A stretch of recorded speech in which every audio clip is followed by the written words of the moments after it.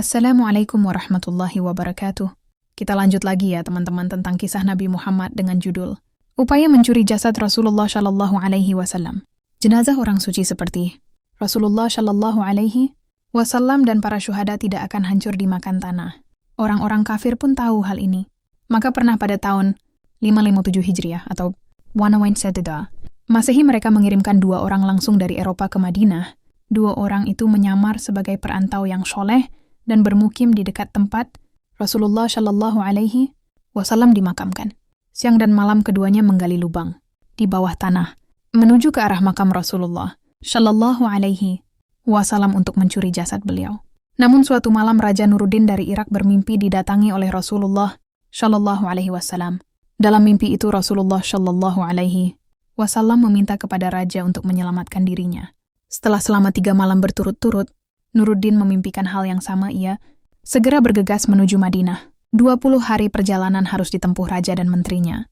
Jamaluddin untuk tiba di kota Rasulullah Shallallahu Alaihi Wasallam.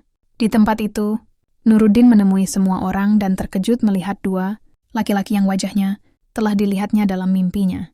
2 laki-laki itulah yang ditunjuk oleh Rasulullah Shallallahu Alaihi Wasallam. Setelah diperiksa, ternyata benarlah apa yang terlihat dalam mimpi. 2 laki-laki beragama Nasrani itu juga mengaku hendak mencuri jasad Rasulullah Shallallahu Alaihi Wasallam dan mencemarkan beliau. Maka keduanya dihukum mati. Setelah itu, sekeliling makam Rasulullah Shallallahu Alaihi Wasallam diberi tembok yang dalam, menghujam ke tanah dan penjagaan diperketat. Maka kaum Nasrani pun berusaha memakai cara lain. Dengan sekuat tenaga mereka mengupayakan agar umat Islam masuk ke dalam agama mereka. Hal ini sama saja dengan membongkar makam Rasulullah Shallallahu Alaihi Wasallam.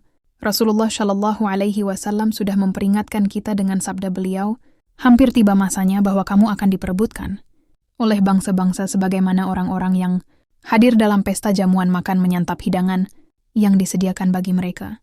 Seorang sahabat bertanya, apakah disebabkan karena jumlah kami hanya sedikit pada waktu itu ya Rasulullah? Beliau menjawab, bahkan jumlah kalian pada waktu itu banyak, tetapi kamu tak ubahnya dengan air buih kala banjir. Allah akan mencabut rasa ketakutan dari dada musuhmu dan sebaliknya, Dia akan melemparkan ke dalam hati-hati kamu penyakit al-wahan, yaitu penyakit cinta dunia dan takut mati. Inilah akhirnya, sahabat fillah, begitulah akhir dari kisah mulia dan penuh hikmah ini. Kisah tentang perjuangan dan jalan hidup Rasulullah Shallallahu Alaihi Wasallam yang seluruh tarikan napasnya adalah sebuah teladan yang jika diikuti akan membuat kita tidak takut lagi menghadapi 2 kehidupan. Kehidupan di dunia ini dan kehidupan di akhirat nanti. Mengikuti jalan hidup Rasulullah Shallallahu Alaihi Wasallam. Orang yang menyatakan cinta kepada Allah Subhanahu wa Ta'ala, tetapi tidak mengikuti jalan hidup Rasulullah Shallallahu Alaihi Wasallam, maka ia adalah pendusta. Sabda Rasulullah Shallallahu Alaihi Wasallam, jika kamu mencintai Allah, maka ikutilah aku. Niscaya Allah akan mencintaimu. Cinta Allah kepada kita jauh lebih besar daripada cinta kita kepada Allah. Sehingga para ahli hikmah berkata, yang penting bukan cintamu tetapi engkau dicintai, seruan cinta. Islam mengajarkan bahwa seorang mukmin tidak akan merasakan manisnya iman hingga ia merasakan hangatnya cinta. Inilah cinta yang dikehendaki oleh Rasulullah Shallallahu Alaihi Wasallam tercinta.